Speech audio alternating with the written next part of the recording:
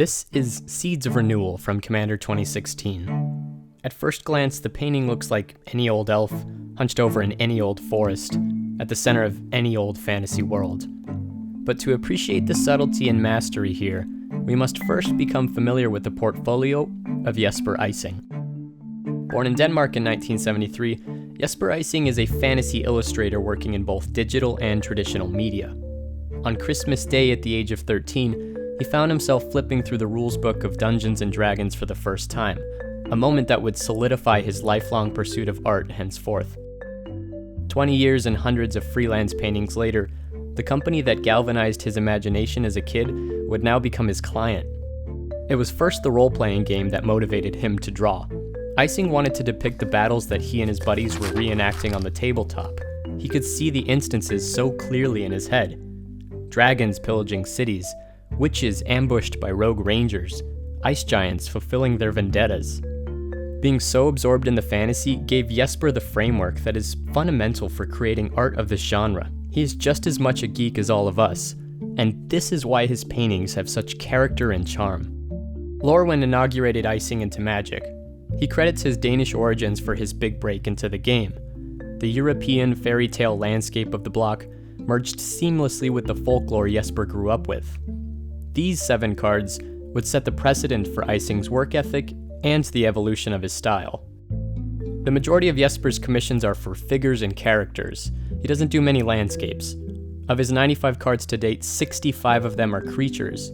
Like Kev Walker, Ejsing loves uniform color wash and hazy atmospheres as the backdrops for his figures, and like Wayne Reynolds, his characters sport a very stylized, exaggerated look. His beasts are bulky, disproportionate, gargantuan. His elves are pencil-thin, slender, and pokey. His goblins are gangly, famished, and leathery. Jesper's color palette is crafted with subdued, pastel, earthy tones, and his employment of blues and purples expertly contrast the grays and browns surrounding them. He calls red and violet schemes his safe haven and happy place. What makes Ejsing so unique, though, comes down to 2 crucial components. Know these, and you'll spot his work from across the EDH table in an instant. The first, his obsession with the focal point. The philosophy that guides every single one of his paintings is found in the mechanics of the eye. Let me show you what I mean. In this upcoming flurry of paintings, take note of where your eye goes first.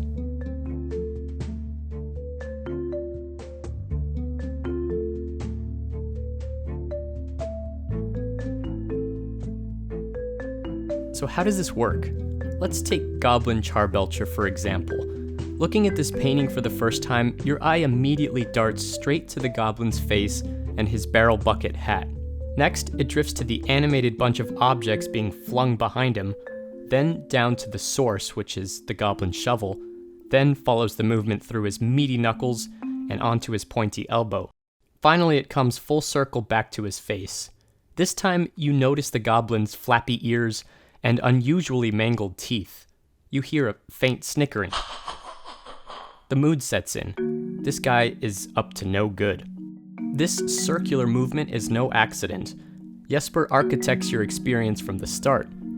Ejsing starts with a face, or in the case of a battle scene, the central point of action. This is what he will detail most. In his own words, you as an illustrator are telling small stories, but in order for the audience to be able to read them, your images need to have as little confusion as possible.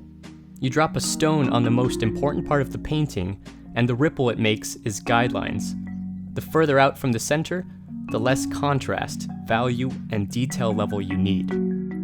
Charbelcher's face is what is most detailed, and as such, you hardly notice the cannon and the wheels buried into the background, which really isn't detailed at all. The further away from the point of action we get, the looser the brushstrokes become. And remember his love for red and violet?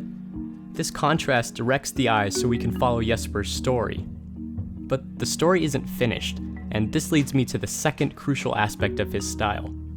The longer we look, the more time we spend exploring the painting, the more enriching the story becomes. We go back to the items suspended in motion and notice an all too familiar flower. That's a black lotus, and that's a storm crow. and they're fodder for that hidden cannon, which was the subject of the original Mirrodin artwork. And what's sticking out of the sand is none other than a ratchet bomb. See, Ejsing controls the direction of the viewer's experience, but also rewards you for breaking away from his pre-constructed flow of movement. Because of that childhood influence of role-playing games, he will always include the trinkets and weapons and luggage that accompanies the characters of his campaigns. It seems paradoxical, but the most whimsical and charming details of his paintings lie precisely in the less detailed areas, rewarding the viewers who go off the trail to seek them out. Knowing this, let's go back to Seeds of Renewal and look at everything once again. We look first at the elf's face and notice something peculiar. Those are not normal elf ears. This guy has the ears of the doe, and yes, he is a guy. Notice the bushy eyebrows, the flat chest, the slender arms and heavy hands, and what is he holding?